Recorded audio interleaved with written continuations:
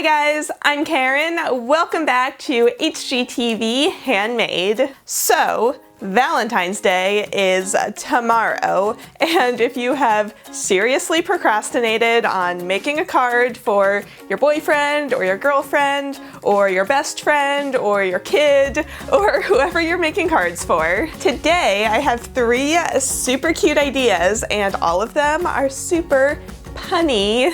Check it out.